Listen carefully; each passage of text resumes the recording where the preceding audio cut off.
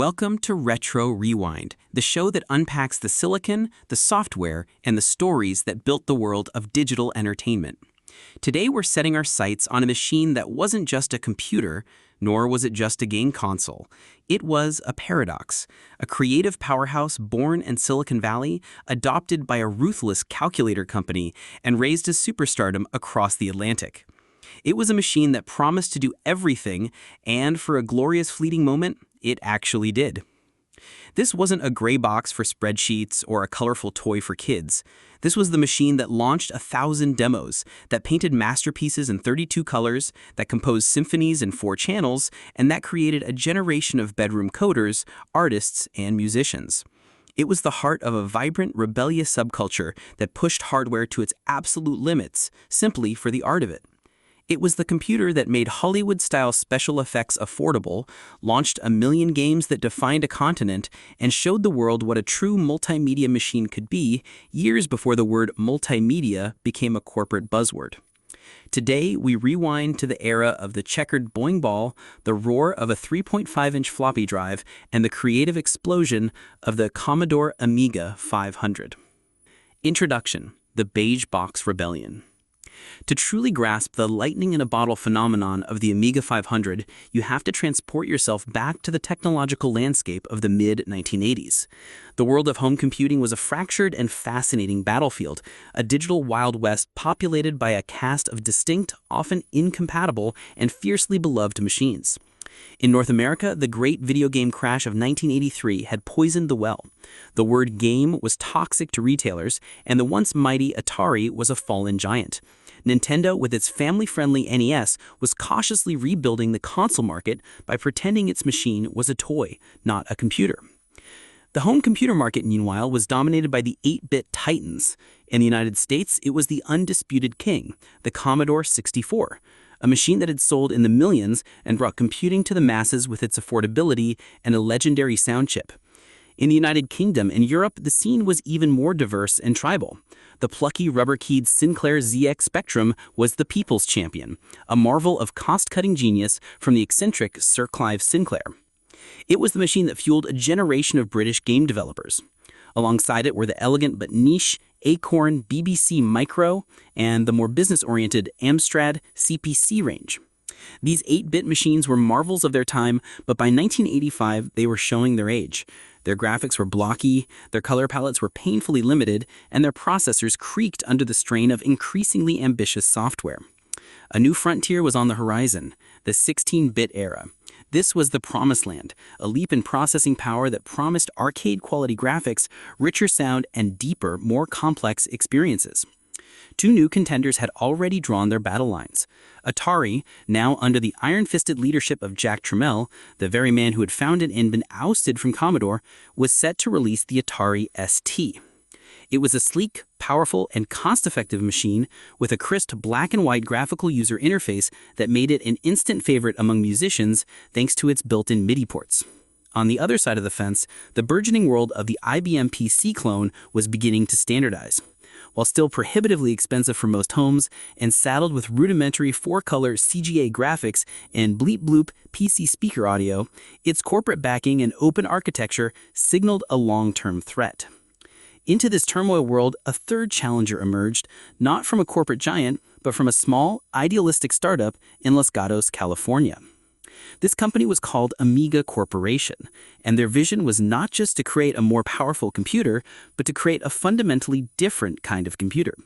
They weren't just building a machine for gaming, or a machine for business, or a machine for music. They were building a machine for creativity itself. Their weapon was a revolutionary architecture, a symphony of custom-designed coprocessors that could handle graphics, sound, and animation with an elegance and efficiency that left its rivals in the dust. This was a machine that didn't just have a graphics chip, it had a whole video system. It didn't just have a sound chip, it had a 4-voice digital sampler. Most importantly, it had a true multitasking operating system, a feature so far ahead of its time that it seemed like science fiction. But this vision came at a price, a very high price. The first Amiga, the Amiga 1000, was a technological marvel, but it was also an expensive professional-grade machine. It was the brilliant, beautiful proof of concept that risked becoming a commercial footnote. The story of the Amiga 500 is the story of how that raw, untamed vision was forged into a weapon for the mass market. It's the story of how Commodore, the company that bought Amiga in a dramatic corporate showdown, finally did what it did best: strip down the technology, slash the cost, and put unimaginable power into the hands of ordinary people. The result was the Amiga 500, an all-in-one beige box that looked like its predecessor, the Commodore 64, but contained the soul of a machine from the future. In North America, it would fight a valiant but ultimately losing battle against the marketing might of Nintendo and the inexorable rise of the PC. But in Europe, it wasn't just a success, it was a cultural revolution. It became the definitive home computer for half a decade, the platform of choice for a golden age of game development, the engine of the dazzlingly creative demo scene, and the first affordable multimedia tool for a generation of artists, animators, and musicians. It was the heart of a vibrant, rebellious subculture that pushed hardware to its absolute limits simply for the art of it.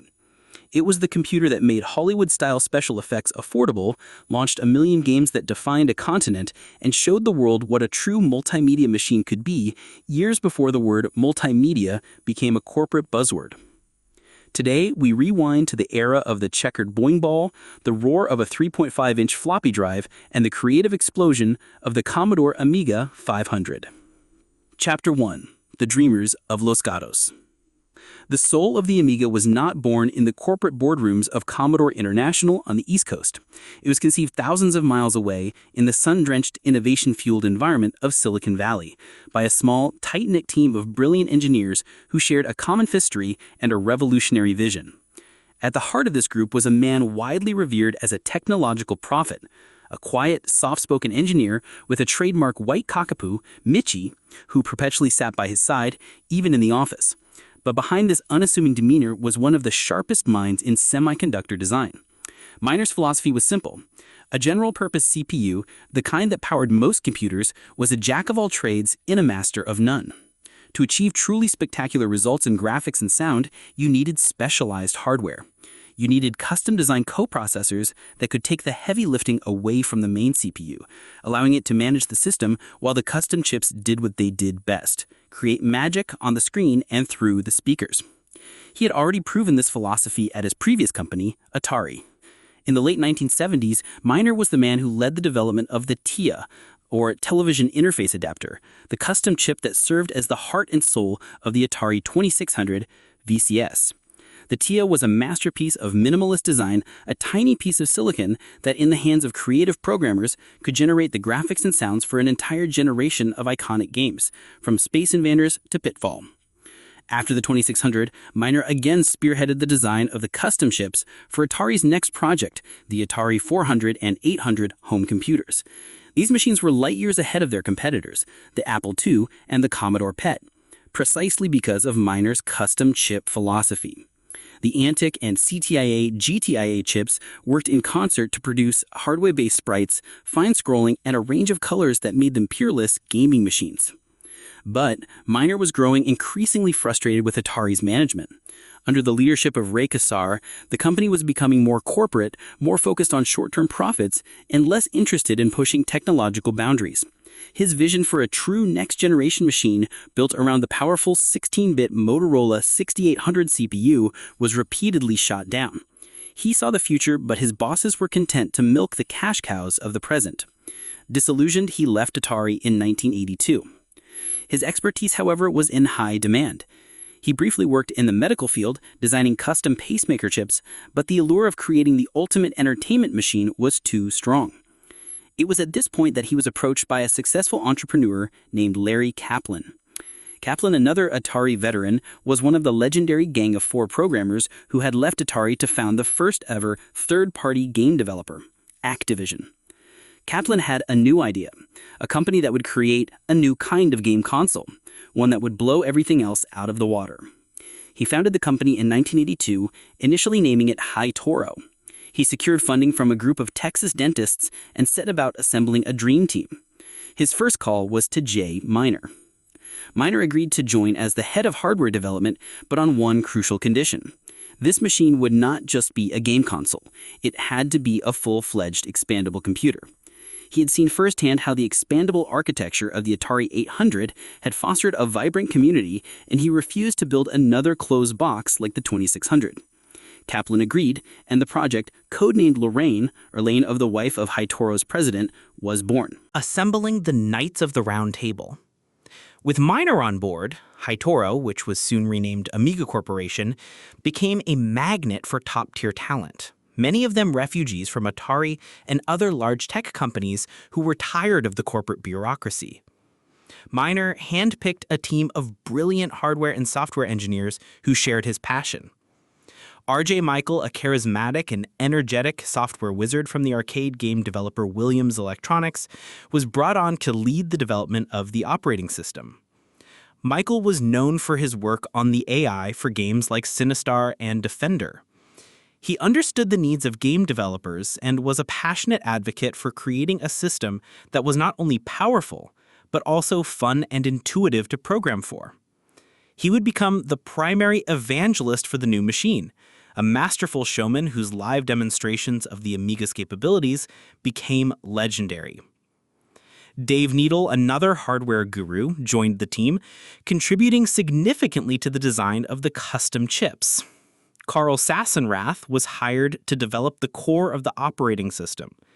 He created exec, the preemptive multitasking microkernel that would become one of the Amiga's most defining and revolutionary features. Dale Luck worked on the graphics libraries, and Bob Perizzo managed the software development. This was not a typical corporate environment.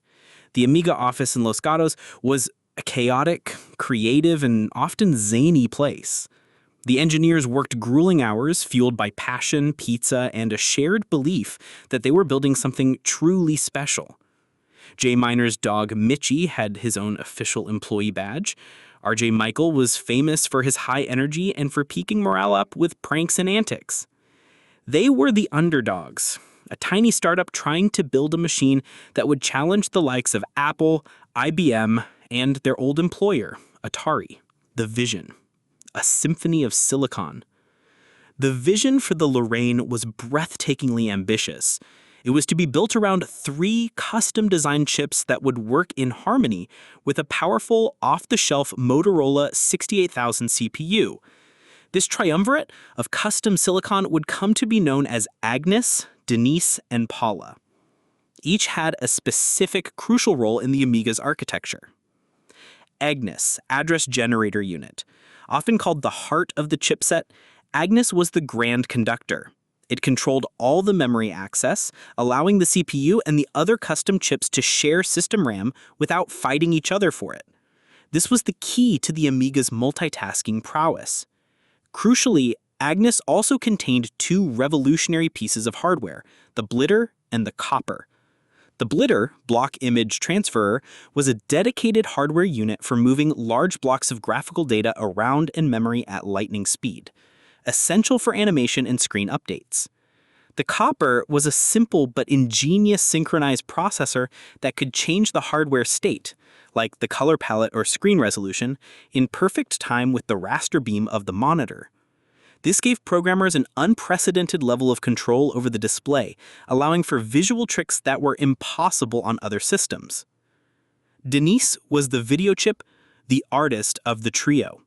It took the data organized by Agnes and translated it into the final picture you saw on the screen.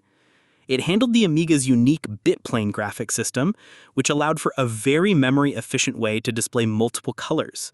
It could produce a standard display of 32 colors from a palette of 4096 and a special hold and modify mode that allowed all 4096 colors to be displayed on screen at once, perfect for displaying digitized images. It also managed the hardware sprites, which, unlike on older 8-bit systems, were numerous and could be of any size and color depth. Paula was the musician and the communications director.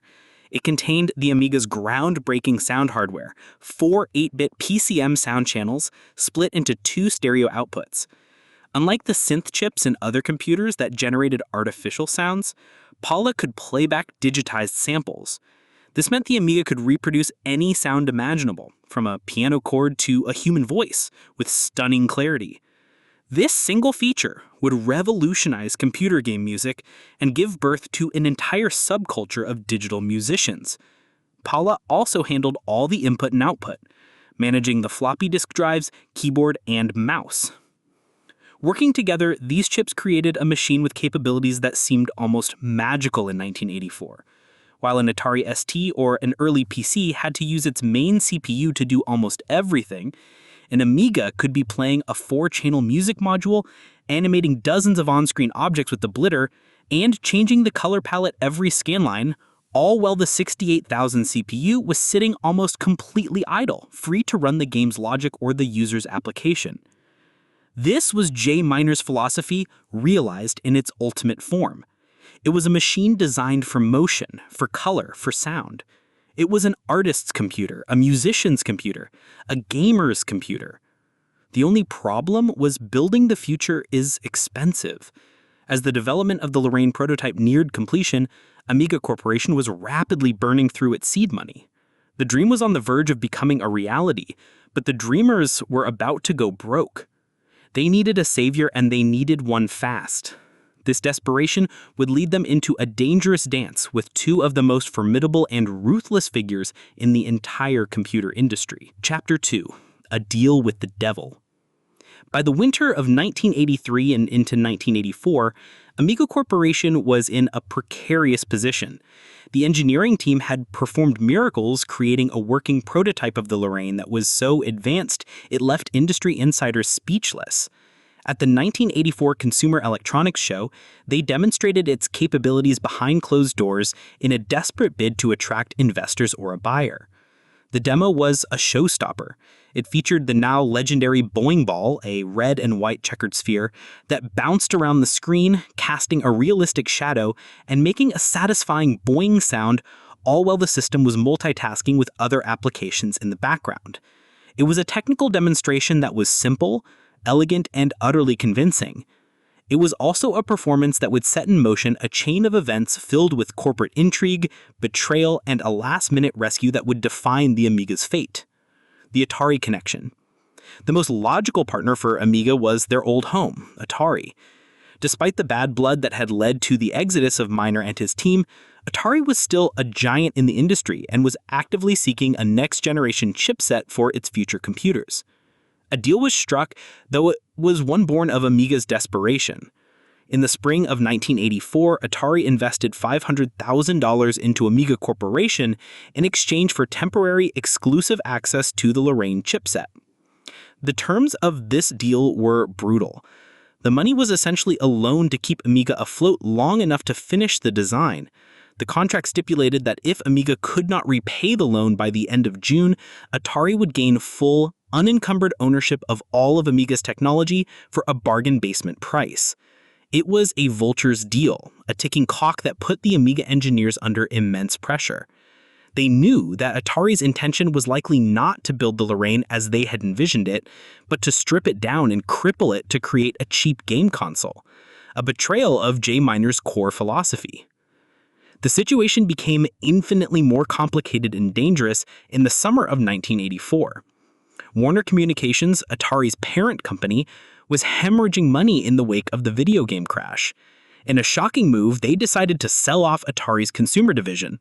The buyer was none other than Jack Tramiel, the pugnacious, cigar-chumping founder of Commodore International, who had recently been forced out of his own company in a bitter power struggle with its chairman and primary shareholder, Irving Gould.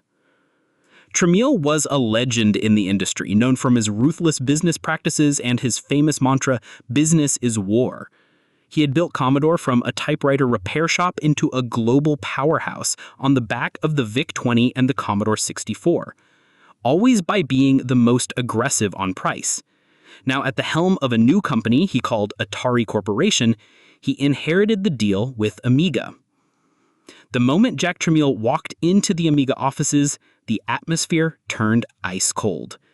Here was the man who was famous for squeezing his suppliers and engineers for every last penny, now holding the fate of their dream project in his hands. The Amiga team suspected, correctly, that Tramiel had no interest in honoring the spirit of their work. He had his own 16-bit computer project already underway, based on off-the-shelf parts to keep costs down. This project would become the Atari ST. His plan for the Amiga chipset was likely to either kill it to eliminate a competitor or to lock it away for a future low-cost project. The relationship soured almost immediately. Tramiel, feeling he had them backed into a corner, started playing hardball, suing Amiga for breach of contract to apply even more pressure. The dream was turning into a nightmare. The Knights of Los Gatos were trapped, about to have their creation stolen by their arch-nemesis. The White Knight from Pennsylvania. Meanwhile, across the country, Tramiel's old company Commodore was in a state of confusion. With their visionary but tyrannical leader gone, they were a ship without a rudder. They knew the Commodore 64 wouldn't last forever, and they had no clear successor in the pipeline. Their recent products, like the Plus 4 and the C16, were commercial disasters. Commodore's engineers had heard whispers about the incredible Lorraine project and saw it as their potential salvation. A group of Commodore engineers, acting without high-level corporate approval at first, flew out to California to see the Lorraine for themselves. They were stunned. They immediately recognized that this was the future and that if their arch-rival Jack Tramiel got his hands on it, Commodore would be finished. They rushed back to their headquarters in Westchester, Pennsylvania, and made a passionate plea to the board of directors. This set the stage for a dramatic 11th-hour corporate rescue. Just days before Atari's deadline to acquire the Amiga technology was set to expire, Commodore swooped in with a counteroffer. They offered to not only repay the $500,000 loan to Atari on Amiga's behalf, but also to buy Amiga Corporation outright for approximately $25 million in Commodore stock. For the Amiga team, it was a lifeline. They would be able to finish their machine under the umbrella of a major corporation, and more importantly, they would be out from under the thumb of Jack Tramiel. They eagerly accepted. On the day the deal was finalized, Commodore executives walked into Amiga's office with a check and immediately sent it via messenger to Atari, paying off the loan and severing the contract. Jack Tramiel was reportedly furious. He had been outmaneuvered by his old company. This act would trigger years of bitter lawsuits and counter-lawsuits between Commodore and the new Atari over the rights to the technology, a legal war that would cast a long shadow over the industry. A culture clash of epic proportions. The Amiga team was saved, but they had, in many ways, traded one devil for another. They had escaped the immediate threat of Jack Tramiel, but they now found themselves as a subsidiary of Commodore International, a company with a corporate culture that was the polar opposite of their own. Amiga was a small, agile, engineering-driven Silicon Valley startup. They were innovators who took risks, worked collaboratively, and were motivated by the desire to build the best possible technology. Commodore, on the other hand, was a ruthless, marketing-driven, East Coast manufacturing giant. It was a company built on vertical integration and aggressive cost-cutting. Its chairman, Irving Gould, was a financier, not a technologist, who was primarily interested in stock prices and quarterly returns. The company's management was a revolving door of executives, and its internal politics were notoriously toxic. The clash was immediate and profound. The laid-back California engineers, used to bringing their dogs to work, were now subjected to the rigid bureaucratic processes of Commodore. Budgets were scrutinized, deadlines were tightened, and the pressure to turn their elegant prototype into a mass-producible product was immense. Jay Miner and his team envisioned the Amiga as a high-end, expandable system that could grow with its user. Commodore's management, still operating under the low-cost philosophy that had made the C64 a success, saw it as a product to be manufactured as cheaply as possible. This fundamental conflict would define the entire history of the Amiga within Commodore. The engineers in Los Gatos, now officially named Commodore Amiga, would constantly fight to innovate and push the platform forward, while the executives in Westchester would just as constantly try to cut costs, often making baffling decisions that hobbled the machine's potential. Despite the friction, the partnership, for a time, worked. With Commodore's vast financial and manufacturing resources behind them, the Amiga team was able to finalize the design of their machine. The dream that had been born in a small California office was about to be unleashed on the world, but it would be a machine born of a compromise, a synthesis of Silicon Valley idealism and East Coast pragmatism. This compromise was the Amiga 1000. Chapter 3. The Birth of a Legend, the Amiga 1000. In the summer of 1985, the fruits of this unlikely and often fraught partnership were finally revealed to the world. On July 23, 1985, at a lavish gala event held at the Lincoln Center in New York City, Commodore officially launched the Amiga.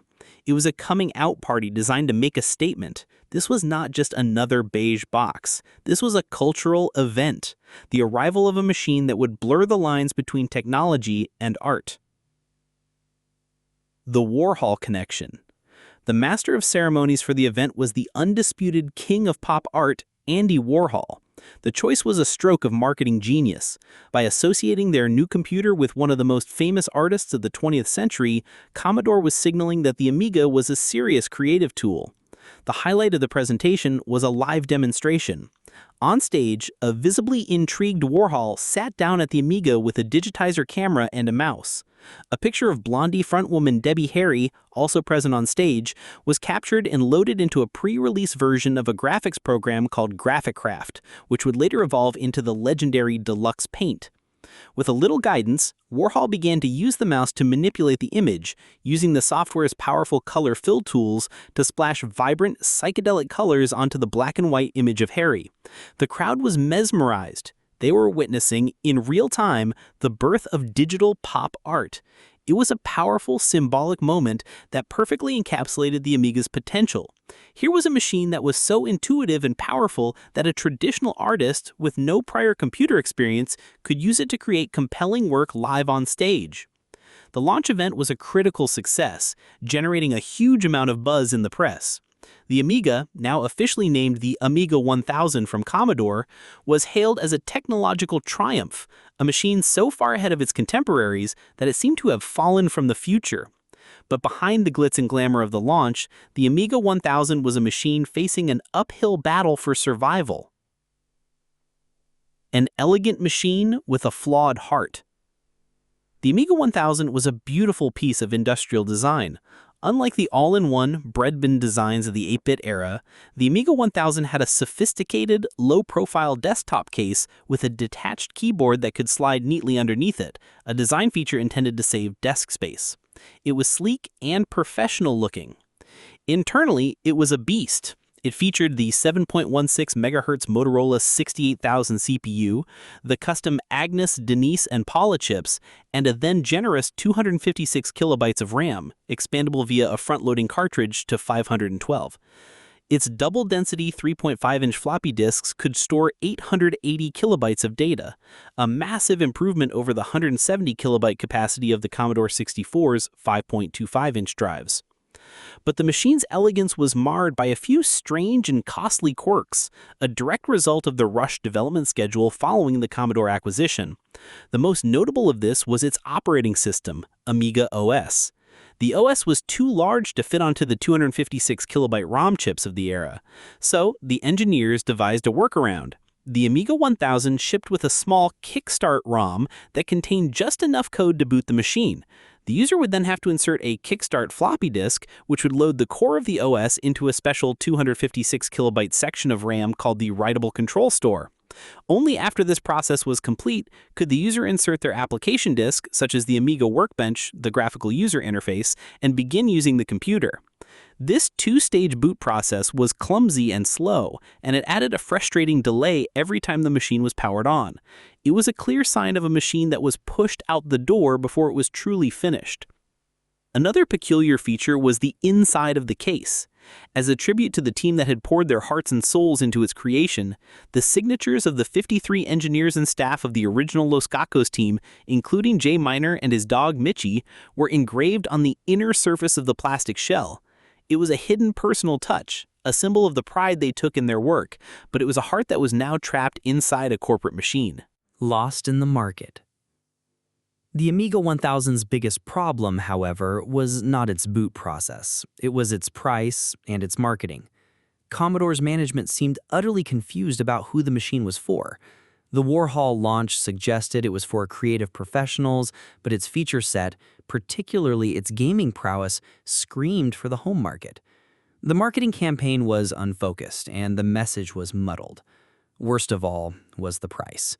The A1000 launched at a retail price of $1,295 without a monitor, which was a staggering amount of money for a home computer in 1985. For comparison, the Commodore 64 was selling for under $200, and Jack Tramuel's Atari 520 ST, which launched at roughly the same time, was being aggressively priced at just $799 bundled with a monochrome monitor. The Atari ST became the Amiga's natural rival, and the two machines would be locked in a bitter feud for years. The ST was, in many ways, an inferior machine. It lacked the Amiga's custom coprocessors, its multitasking OS, and its advanced sound and color capabilities. But it had three crucial advantages. It was significantly cheaper, it had a built-in high-resolution monochrome mode that was perfect for desktop publishing and music sequencing, and it came with built-in MIDI ports, making it an instant and massive hit with musicians. The result was that the Amiga 1000, despite its technical superiority, struggled. It was too expensive for the home user, who was used to the price of a C64. It lacked the killer business application, like a Lotus 123 or WordPerfect, to make inroads into the corporate world, which was rapidly standardizing around the IBM PC. And it was being viciously undercut on price by the Atari ST. Sales were slow, disastrously so. Commodore was losing money, and its expensive new flagship computer was not the hit it needed to be. The press, which had hailed the Amiga's arrival, began to write articles questioning its viability. The dream machine from Los Gatos was on the verge of becoming a commercial failure, a beautiful but expensive footnote in computing history. Commodore's management knew something had to change, and fast. They needed to get the cost of the Amiga down, and they needed to reposition it for the market that had always been their stronghold, the home. They needed to apply the same formula that had made the VIC-20 and C64 global phenomena. They needed to take the soul of the Amiga 1000 and transplant it into the body of a computer that millions of people could actually afford.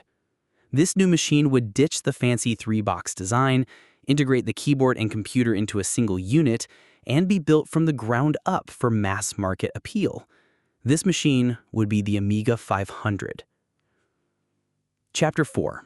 Forging the People's Computer, the birth of the Amiga 500. By 1986, the situation at Commodore was critical. The Amiga 1000, the supposed savior of the company, was a commercial disappointment. Its high price tag and confused marketing had relegated it to a niche, high-end market, while Jack Tramuel's Atari 520 ST was eating its lunch in the 16-bit home computer space. Within Commodore, a consensus was building. The Amiga technology was brilliant, but the A1000 was the wrong package. A civil war of sorts erupted within the company, pitting the original Los Gatos engineers against a new German-based engineering team with the company's future hanging in the balance. Two paths to the future. The original Amiga engineers in California, led by Jay Miner, were already working on the next generation of Amiga technology. Their project was the Amiga 2000, codenamed Ranger. This was to be the ultimate expression of their original vision, a high-end, modular, and infinitely expandable machine aimed squarely at the professional and prosumer markets. It featured a large desktop case with multiple expansion slots, including both Amiga's proprietary Zorro 2 slots and industry-standard PC ISA slots, allowing for video cards, hard drives, memory expansions, and even PC-on-a-card emulators. The A2000 was designed to be a true power user's machine, the logical and spiritual successor to the A1000. Simultaneously, a separate and secret project had begun at Commodore Germany. Commodore Germany was one of the company's most successful branches, and its engineers were pragmatic and market-savvy. They saw the A1000 not as a platform to be expanded, but as a diamond to be recut. Their goal was not to build a bigger, better Amiga, but a cheaper one.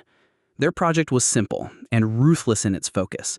Take the motherboard of the Amiga 1000, strip it of every non-essential component, redesign it for mass production at the lowest cost possible, and package it in an all-in-one plastic case with a built-in keyboard, just like the beloved Commodore 64.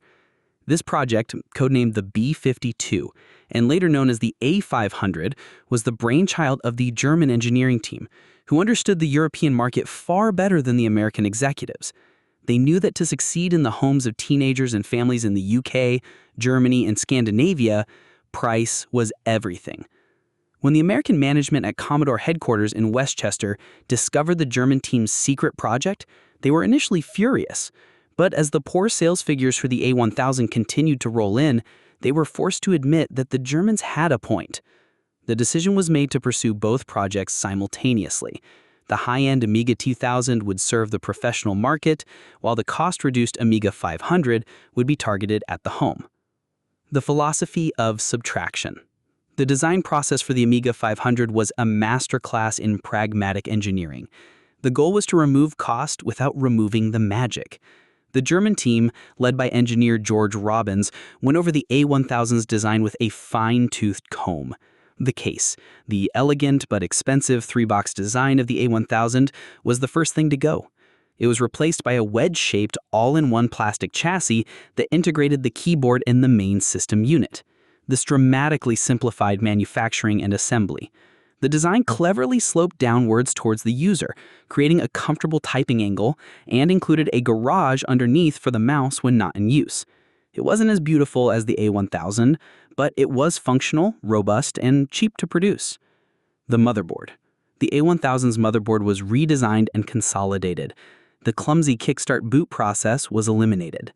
By 1987, ROM chip technology had advanced to the point where the entire 256 kilobyte core of the operating system could be placed on a single chip. This meant the Amiga 500 could boot instantly from ROM, just like a game console or a Commodore 64. This was a massive improvement in user-friendliness and a key selling point. Memory. The A500 shipped with 512 kilobytes of RAM as standard, double the A1000's base configuration. This amount of RAM, which the engineers nicknamed chip RAM because it could be accessed by the custom chips, quickly became the baseline standard for Amiga games and applications for years to come. Expansion. While the A2000 was all about internal expansion, the A500's expansion was external and simplified.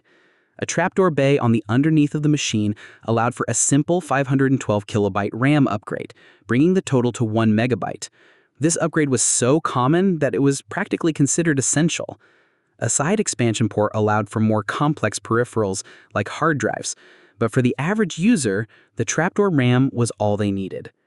The result of these decisions was a machine that had 100% of the processing, graphical, and audio power of its expensive older brother, but at a fraction of the manufacturing cost. It retained the same CPU, the same custom chipset, now in a slightly updated Fat Agnes version that could address more memory, the same operating system, and the same floppy drive. It was, for all intents and purposes, a pure Amiga, repackaged for the masses. It was the people's Amiga. The launch and the Rockin' Ronnie pack. The Amiga 500 was launched in 1987, alongside the Amiga 2000. It debuted at a stunningly aggressive price point, $699 in the US and £499 in the UK. This was the magic number. It was now directly competitive with the Atari ST and was affordable enough for parents to consider as a Christmas or birthday present. Commodore's marketing, particularly in Europe, finally found its focus. They knew exactly who this machine was for: gamers, hobbyists, and families. In the UK, the Amiga 500 was often sold in massive bundles packed with games and software. The most legendary of these was the Batman pack, which included the Amiga, a copy of the blockbuster movie tie-in game Batman the Movie, the driving game The New Zealand Story, the flight simulator Interceptor, and a copy of Deluxe Paint 2. These bundles offered incredible value for money and flew off the shelves. Commodore's advertising was loud, colorful, and focused on action. The message was clear: this machine was for fun. The strategy worked with spectacular success. The Amiga 500 began to sell and sell and sell. While it faced a tough fight in the console-dominated US market, in Europe it was an absolute sensation. It quickly surpassed the Atari ST in sales and became the undisputed king of the 16-bit home computer market. It was the machine that kids dreamed of finding under the Christmas tree, the machine that dominated the pages of popular computer magazines like Amiga Format, CU Amiga, and The One. The Amiga 500 had found its home. The dream of the Los Gatos engineers had been compromised and repackaged.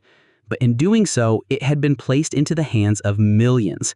And in those hands, in the bedrooms and basements of a generation of users across Europe, it would spark a creative revolution that no one, not even its creators, could have ever predicted. The Beige Box Rebellion had begun. Chapter 5: The European Conquest. While the Amiga 500 fought a respectable but ultimately secondary battle in North America against the might of Nintendo and the PC clone, its story across the Atlantic was entirely different. In Europe, the A500 wasn't just another computer. It was a cultural phenomenon. From the council estates of the United Kingdom to the suburbs of Germany and the towns of Scandinavia, the Amiga 500 became the definitive home computer of the late 1980s and early 1990s. Its conquest of the continent was the result of a perfect storm of pricing, marketing, a vibrant software scene, and a unique user culture that made the machine more than just a piece of hardware. A different battlefield. The European market was fundamentally different from its American counterpart. Firstly, home computers, rather than game consoles, had always been the dominant force in digital entertainment.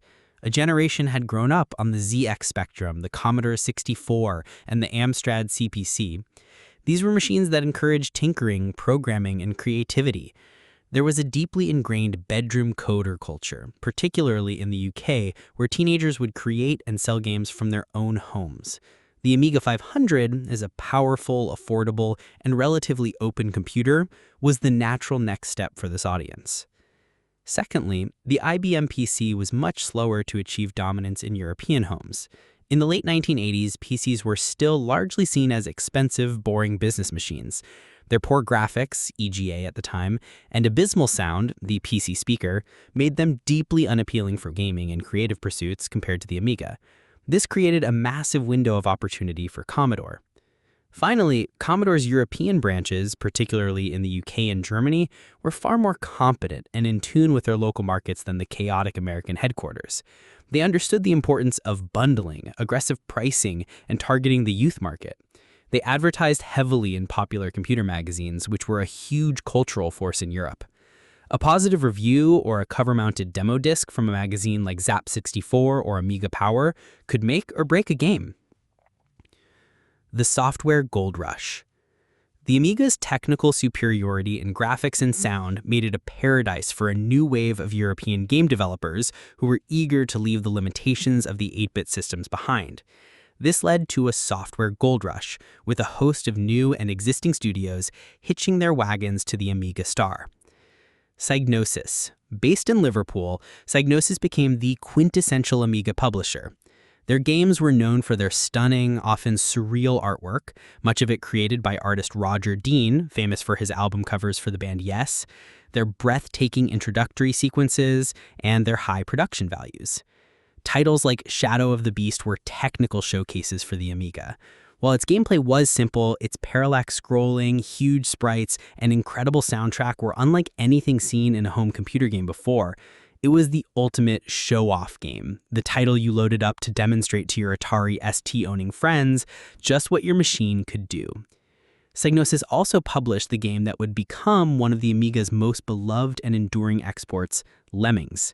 Developed by the small Scottish studio DMA Design, who would later go on to create Grand Theft Auto, Lemmings was a unique and addictive puzzle game that became a global smash hit, selling millions of copies and cementing the Amiga's reputation as a platform for innovative gameplay. The Bitmap Brothers.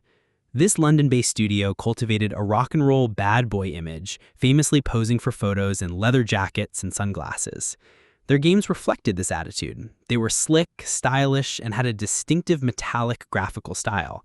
Titles like the vertical shoot-'em-up Xenon 2 Mega Blast, featuring a memorable soundtrack by Bomb the Bass, the futuristic sports game Speedball 2 Brutal Deluxe, and the tactical action game The Chaos Engine were all critically acclaimed masterpieces of 16-bit game design. They were the masters of cool on the Amiga. Sensible Software. If the Bitmap brothers were the cool rock stars, Sensible Software were the cheeky punk rockers. Their games were known for their fast, fluid gameplay, their quirky sense of humor, and their tiny, charmingly animated sprites.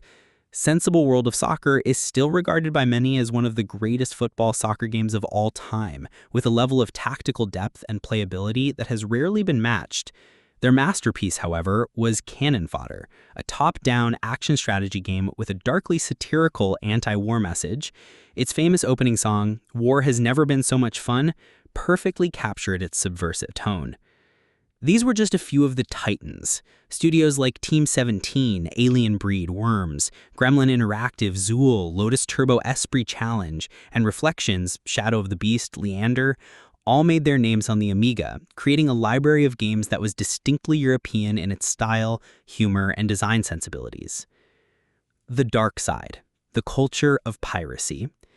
It is impossible to discuss the Amiga's success in Europe without addressing the elephant in the room: software piracy. The Amiga 500, with its floppy disk-based media, was incredibly easy to copy games for.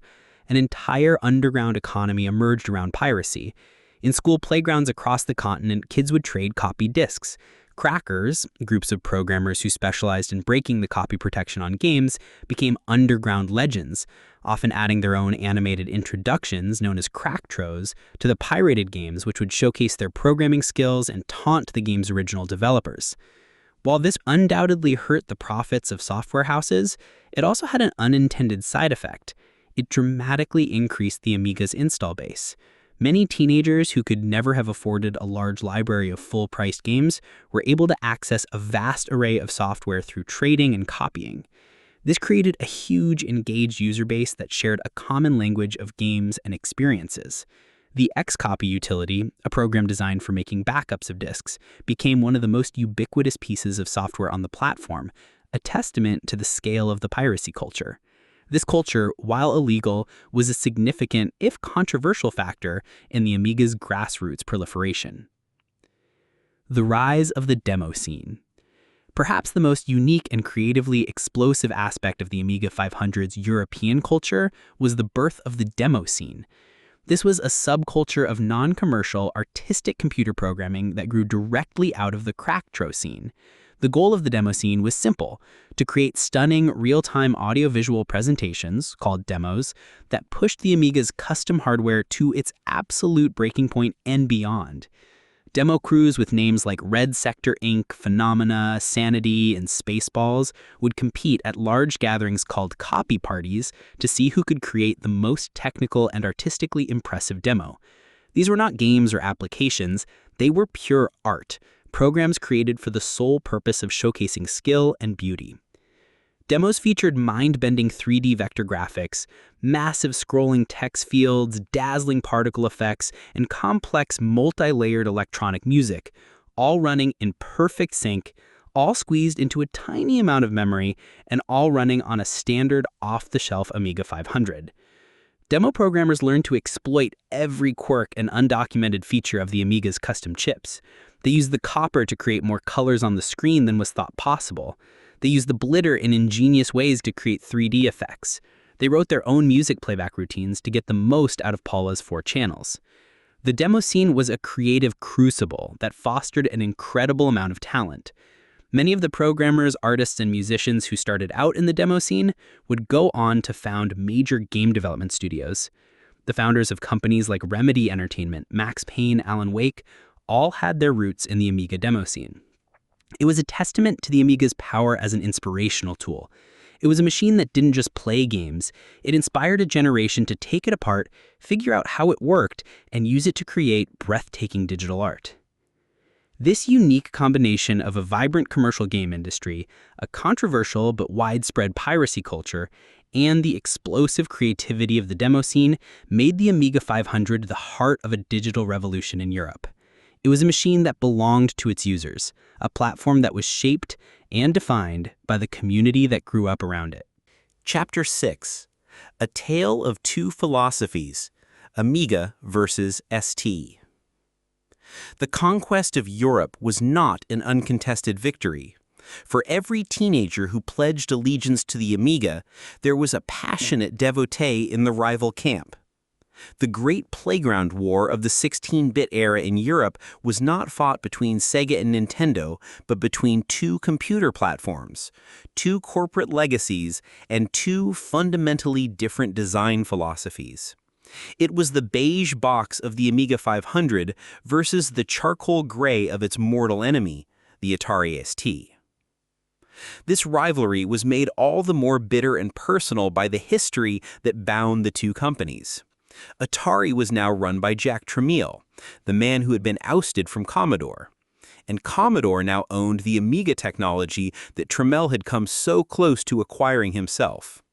The two machines were born from the same corporate divorce, and they were destined to be rivals. To understand the Amiga's unique magic, one has to understand the machine it was constantly measured against. The brains of the operation, a level playing field. At first glance, the two machines seemed remarkably similar. At the heart of both the Amiga 500 and the Atari 520 ST lay the exact same central processing unit, the powerful and versatile Motorola 68000, clocked at roughly 8 MHz in the ST and a slightly slower 7.16 MHz in the Amiga. This CPU was the engine of the 16-bit revolution. It was a powerful, elegant processor that programmers loved. Because they shared the same brain, the raw number crunching potential of the two machines was on paper very close. This is why for certain types of applications, like 3D wireframe games or applications that relied purely on CPU calculations, the performance could seem very similar. A game like Star Glider or a CAD program might run just as well on either platform. The playground arguments about which machine was faster were therefore often misleading.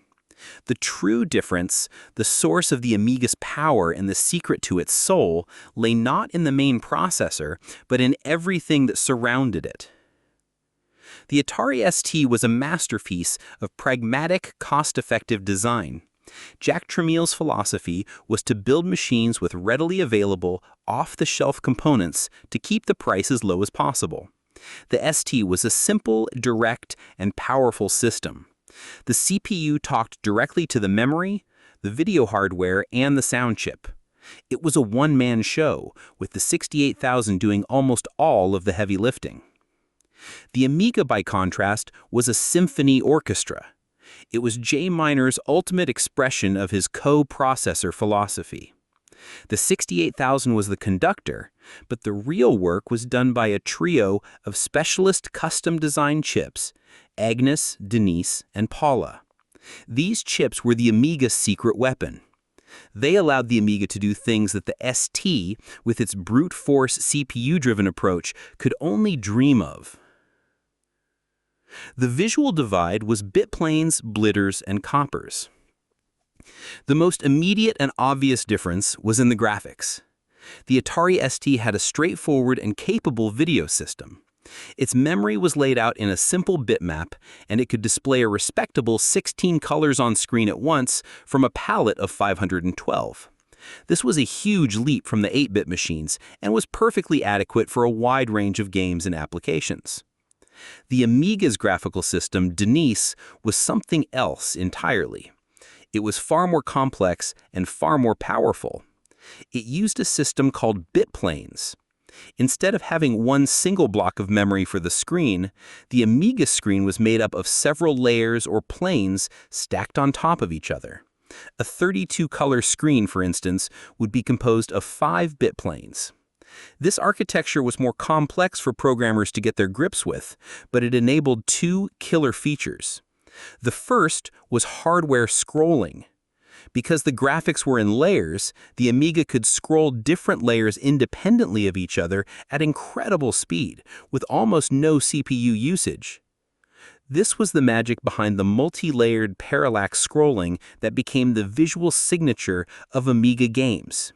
When you saw the incredible, deep, layered backgrounds in Shadow of the Beast or the silky smooth scrolling in Turrican II, you were seeing the bitplane architecture in action. The Atari ST, to achieve a similar effect, would have to use its main CPU to manually copy and redraw huge chunks of the screen, resulting in a slower, jerkier experience. The Amiga's third graphical weapon was the blitter. This was a dedicated hardware chip inside Agnes, whose only job was to move, manipulate, and combine blocks of graphics data in memory. It could draw lines, fill shapes, and most importantly, move character sprites, which on the Amiga were called bobs or blitter objects, around the screen at incredible speed, leaving the CPU free to handle the game's logic. This is why Amiga games so often featured dozens of enemies, bullets, and animated objects on screen all at once, all moving smoothly without a hint of slowdown. The final piece of the Amiga's visual puzzle was the copper. This was perhaps J. Miner's most ingenious creation. The copper was a tiny, simple coprocessor that was synchronized with the electron beam that drew the picture on your TV or monitor. It could be programmed to watch the beam as it moved down the screen and make changes to the hardware registers on the fly. This meant a programmer could, for example, tell the copper to change the entire 32-color palette after scanline 100. The result, you could have one set of 32 colors for the top part of the screen, the sky, and a completely different set of 32 colors for the bottom part, the ground, effectively displaying 64 colors on screen at once. Demo scene coders took this to extremes, using the copper to change the palette on every single scanline, creating the stunning rainbow and gradient color effects that became synonymous with Amiga demos. The Atari ST had nothing even remotely comparable to the copper. This combination of features gave the Amiga a clear and decisive graphical advantage. While the ST could look good in static screens, the Amiga was a machine built for motion. Its games were faster, more colorful, and more visually dynamic. There was one area, however, where the ST held a significant and strategic advantage. It offered a high-resolution monochrome mode, 640 by 400. This black and white display was incredibly sharp and steady, making it perfect for applications that required crisp text, like word processors and desktop publishing software. More importantly, this high-resolution output, combined with the ST's built-in MIDI ports, made it the undisputed king of music production for many years. Professional and amateur musicians flocked to the Atari ST, using it to run powerful MIDI sequencing software like Cubase and Notator. For this specific but very important market, the ST was the better choice. The sound of music, samples versus bleeps. If the graphical debate had some nuance, the argument over sound was a first-round knockout. The Atari ST used a Yamaha YM219 sound chip.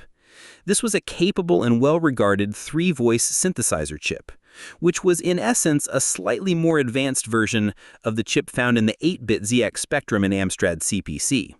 It produced the familiar chiptune sound, a square wave-based synthesis that was perfect for creating catchy melodic tunes, but was fundamentally artificial. The Amiga's Paula chip, on the other hand, was a revolution. It didn't synthesize sound, it played it. Paula was a 4-channel, 8-bit digital-to-analog converter. This meant it could play back digitized samples of any sound. Programmers could record a piano, a drum beat, a guitar riff, or a human voice, and Paula could reproduce it with stunning fidelity through 2 stereo channels. This difference was night and day. It was the difference between hearing a cheap Casio keyboard and hearing a CD.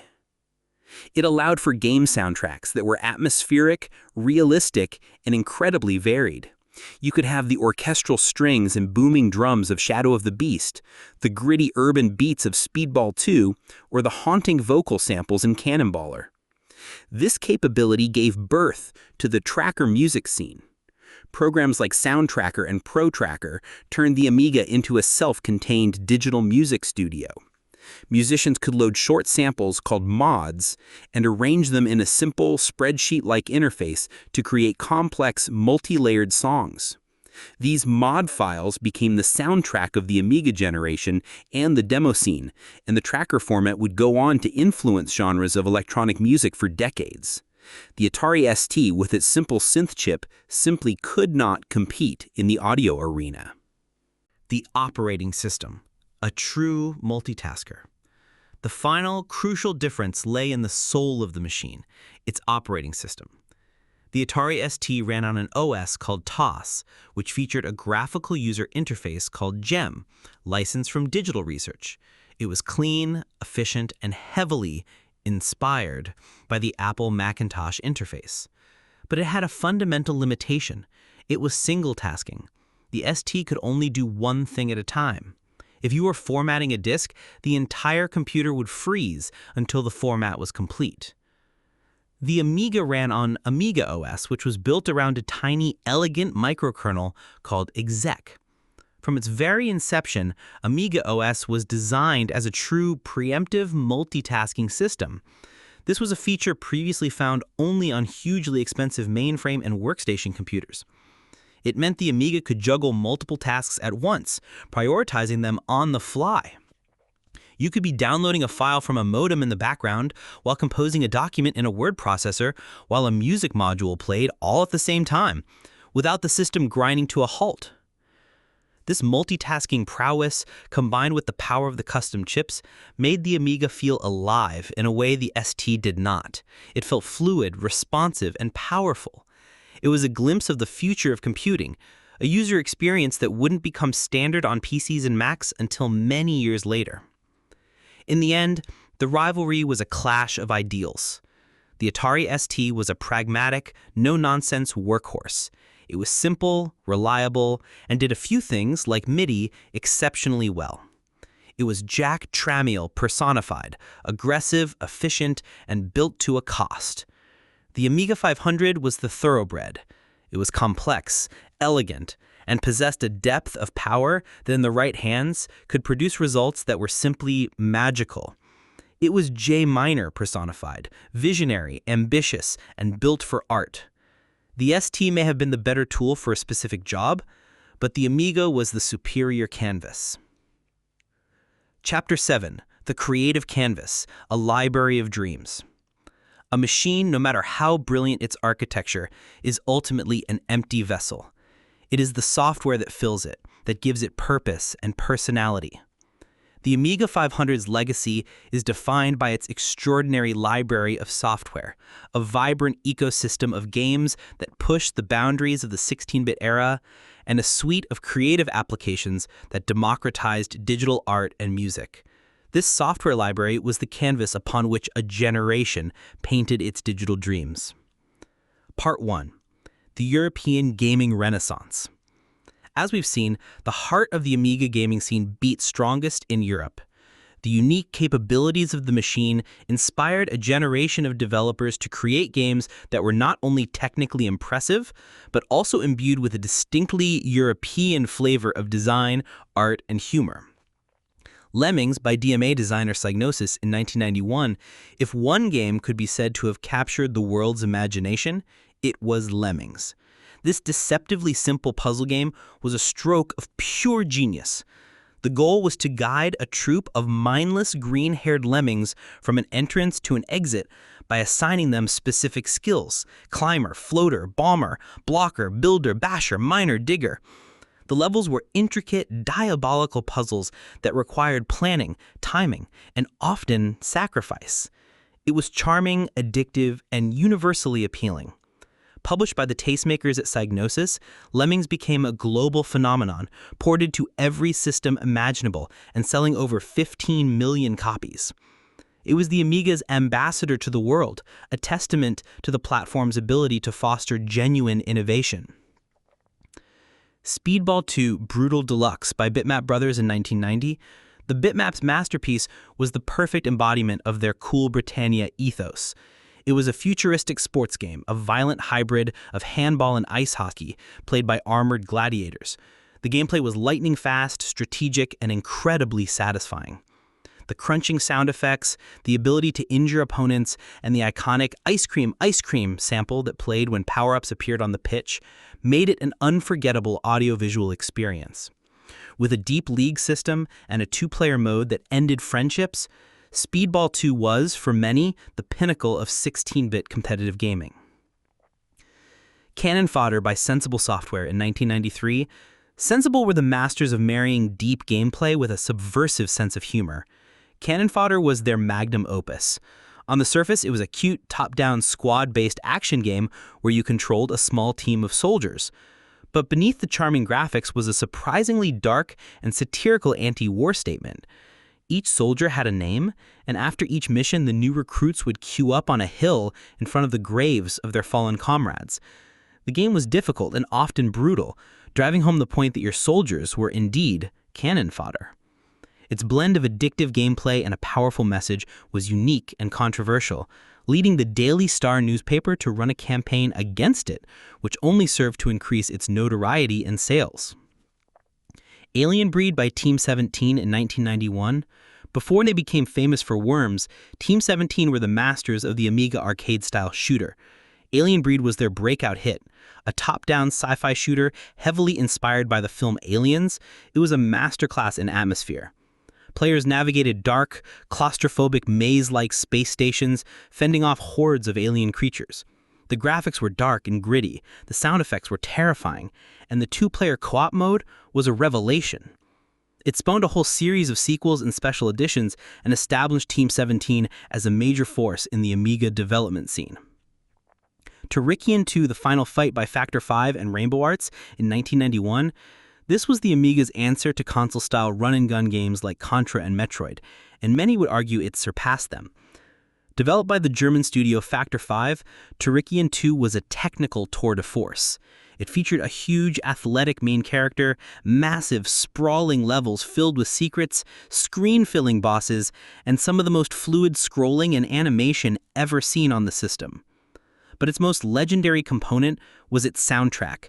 Composed by Chris Heelspick, the game's score was a breathtaking, multi-part symphony of electronic music that pushed the Polo chip to its absolute limits and is still regarded as one of the greatest video game soundtracks of all time. Part 2. The American Cinematic Experience. While Europe was focused on arcade-style action and quirky puzzle games, a number of American developers used the Amiga's graphical prowess to pursue a different goal. They wanted to create cinematic gaming, games that would immerse the player in a story through stunning visuals and atmospheric sound. Cinemauer. This American developer was the pioneer and undisputed king of the cinematic genre. Their games felt less like games and more like interactive Hollywood productions from a bygone era. Their debut title, Defender of the Crown in 1986, was one of the first true showcase titles for the Amiga.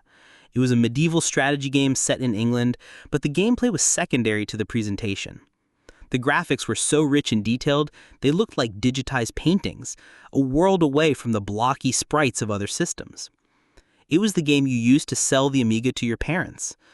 Cinemauer followed this up with a string of hits, each one evoking a different film genre. The King of Chicago was an interactive gangster movie. Sinbad and the Throne of the Falcon was a fantasy adventure.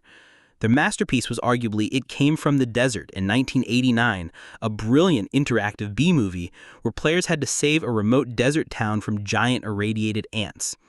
It featured a real-time clock, memorable characters, and a branching narrative, making players feel like they were the star of their own 1950s monster flick. Delphine Software, although a French company, their style of cinematic adventure game found a huge audience on the Amiga. Another World, known as Out of This World in North America, was a landmark achievement in video game storytelling. It used stark, rotoscaped vector graphics to create an incredibly fluid and atmospheric experience. It had no HUD and no dialogue, no text. The story of a young scientist transported to an alien world was told purely through visuals and sound. It was a masterpiece of minimalist, ambient storytelling that influenced a generation of game designers. They followed this with Flashback in 1992, a similar style of platform adventure game that was equally acclaimed for its deep story and incredible animation. Part 3. The Killer Apps. Beyond the Games.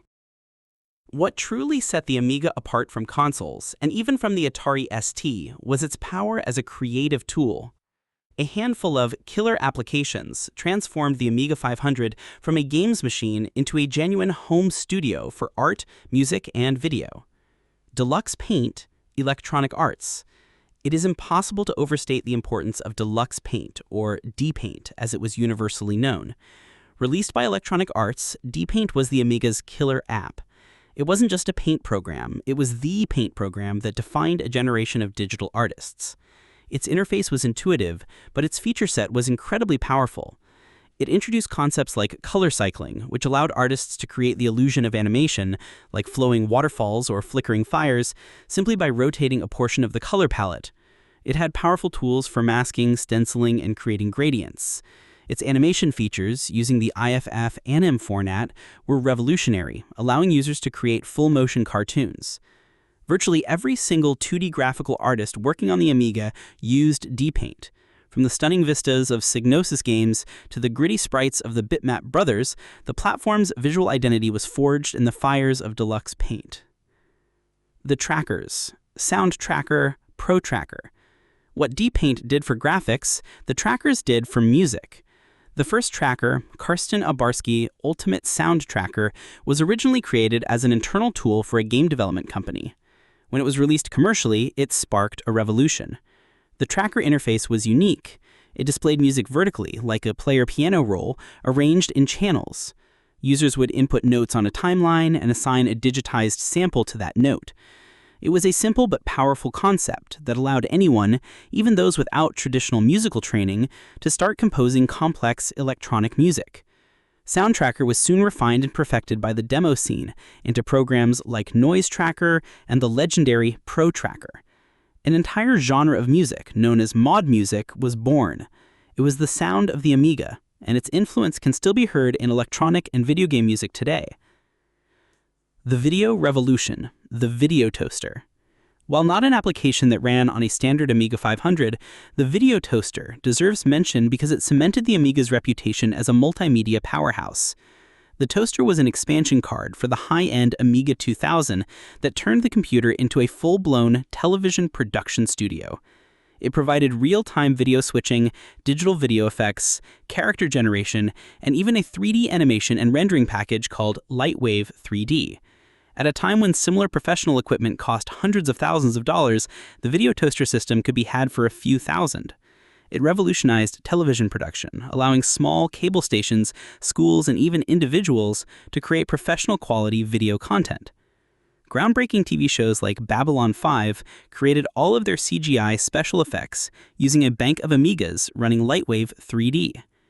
The video toaster proved that the Amiga's architecture was so powerful and flexible that it could even challenge the giants of Hollywood. This rich tapestry of software, from addictive games to groundbreaking creative tools, was the blood life of the Amiga 500. It was a library that entertained, inspired, and empowered its users. It was the reason the beige box became not just a piece of hardware, but a beloved platform that fostered a community and a creative culture unlike any other. Chapter 8. The Long Twilight, Mismanagement, and the Rise of the PC. The peak of the Amiga 500's reign from 1988 to 1991 was a glorious golden age. Commodore was profitable, the A500 was the best-selling computer in Europe, and the software library was a treasure trove of classics. But this success masked a deep and ultimately rot at the core of Commodore's corporate structure. The company that had successfully brought the Amiga to the masses through ruthless cost-cutting was completely incapable of managing the platform's future. A series of baffling decisions, timid upgrades, and a complete failure to recognize the shifting landscape of the technology industry would lead not just to the Amiga's decline, but to the utter collapse of the company that created it. The Sin of Stagnation. ECS and the A600. While the Amiga 500 was dominating the home market, the world of technology was not standing still. In the PC world, the blurry 4-color CRG standard had given way to 16-color EGA, and then, crucially, to 256-color VGA in 1987. By 1990, VGA cards and monitors were becoming affordable, and the PC for the first time could compete with the Amiga on color depth. The sound was also improving, with AdLib and Sound Blaster cards bringing advanced FM synthesis and even digital audio playback to the PC platform. The Amiga community, the developers, the power users, the magazine editors, was screaming for a next-generation Amiga. They wanted a true successor to the original chipset, which was now referred to as OCS for Original Chipset. They wanted more colors, higher resolutions, and better sound. They wanted Commodore to innovate and stay ahead of the competition, just as they had in 1985. Commodore's response was the Enhanced Chipset, or ECS, which debuted in 1990. ECS was not the leap forward everyone was hoping for. It was a timid, incremental shuffle. It offered a few more screen modes, the ability to address more RAM, and minor tweaks to the graphics chip, but the core limitations remained. The color palette was the same, the sprite capabilities were the same, and the CPU was the same 7.16 MHz 68000. It was a deep and bitter disappointment. This underwhelming chipset was first introduced in the high-end Amiga 3000, but its most infamous incarnation was in two new, low-end machines designed to replace the A500. The first was the Amiga 500 Plus, which was essentially an A500 with the ECS chipset and 1 MB of RAM as standard. It was a decent if unexciting update. But then came the Amiga 600. Released in 1992, the A600 was a marketing and design disaster. In an attempt to make the Amiga smaller and more console-like, Commodore's engineers shrunk the motherboard and case, and in a truly baffling act of self-sabotage, they removed the numeric keypad. The numeric keypad was essential for a huge number of professional applications and even many games. The machine was also plagued with compatibility issues with older A500 software. Worst of all, it was launched at a price higher than the A500 it was supposed to replace. The community despised it.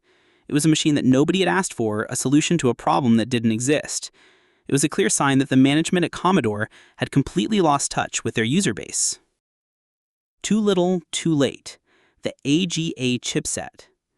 While the PC continued its relentless march, Commodore finally prepared a true next-generation Amiga chipset.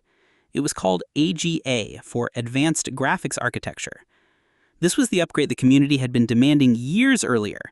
The AGA chipset, which powered the new Amiga 1200 and Amiga 4000, launched in late 1992, finally broke the old color barrier.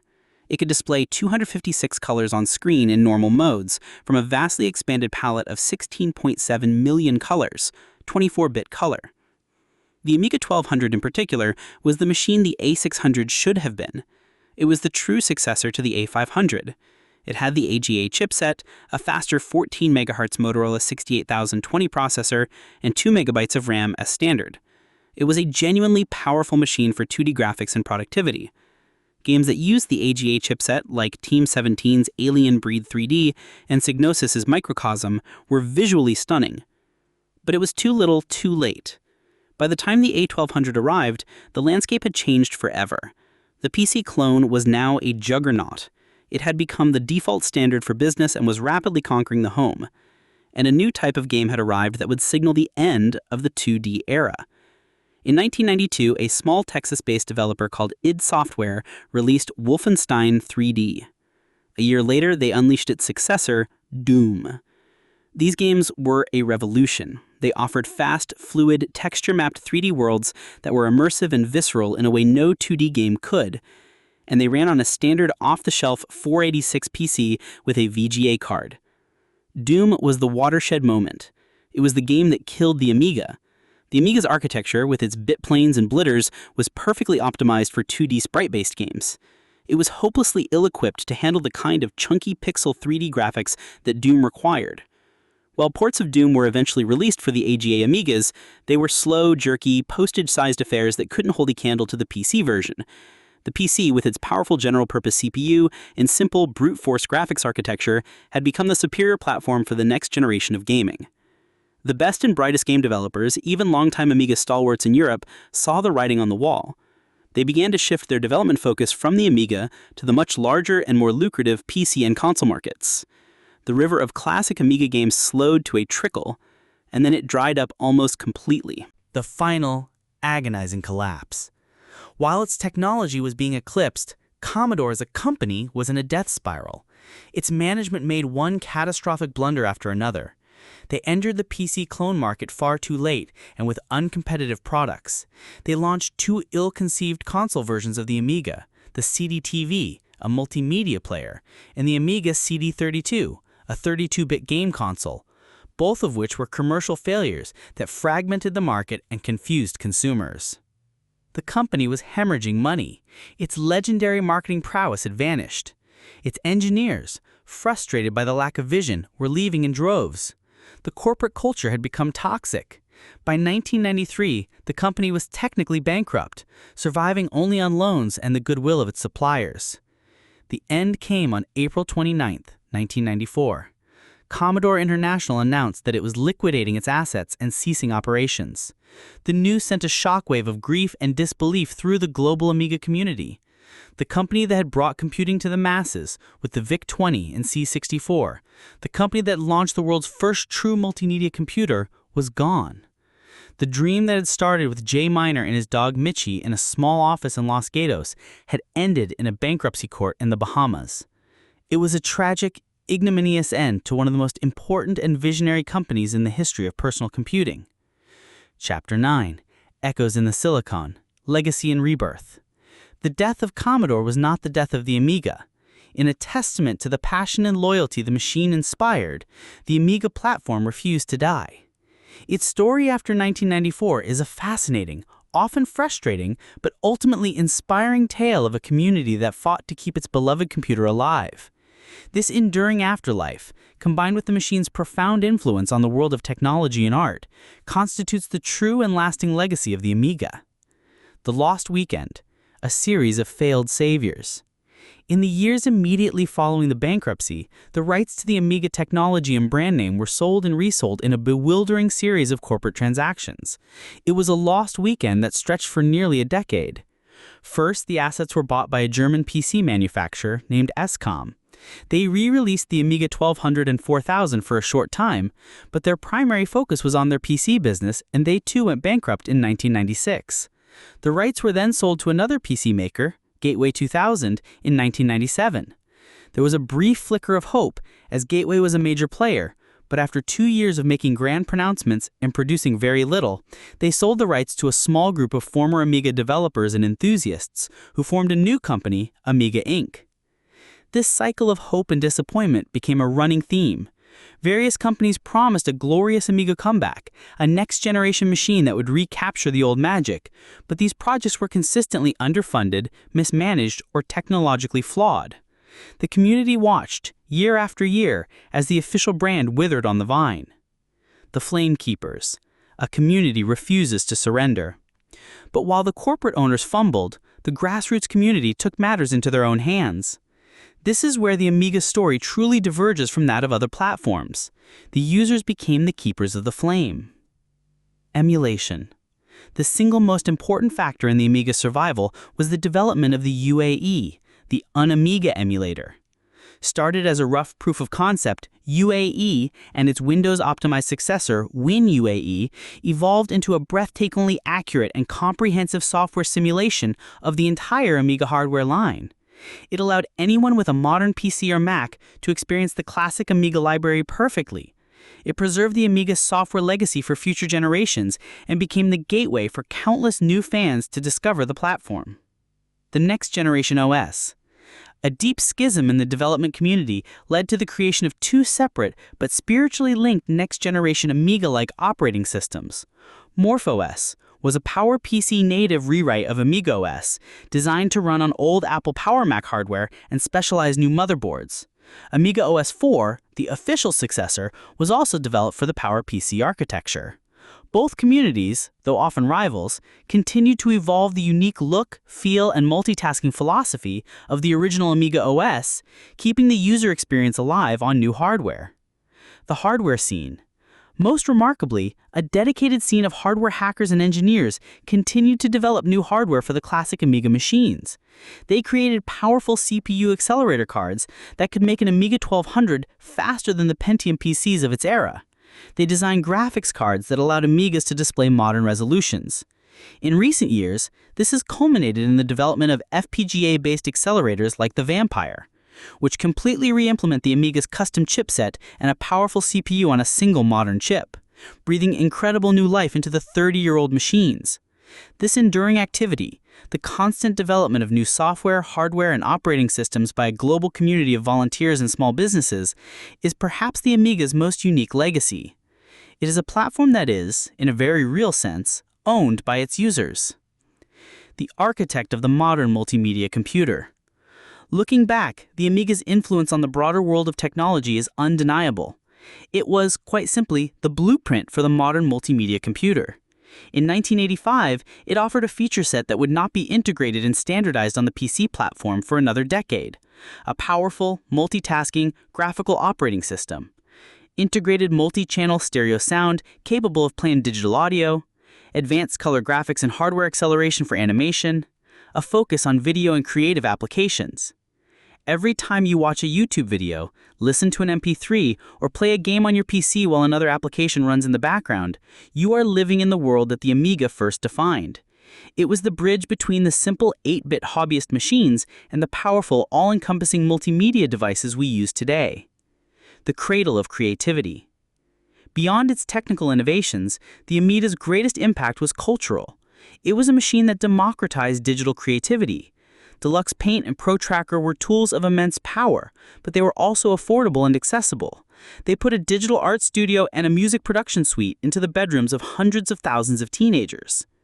The talent that was nurtured on the Amiga went on to shape the entertainment industry.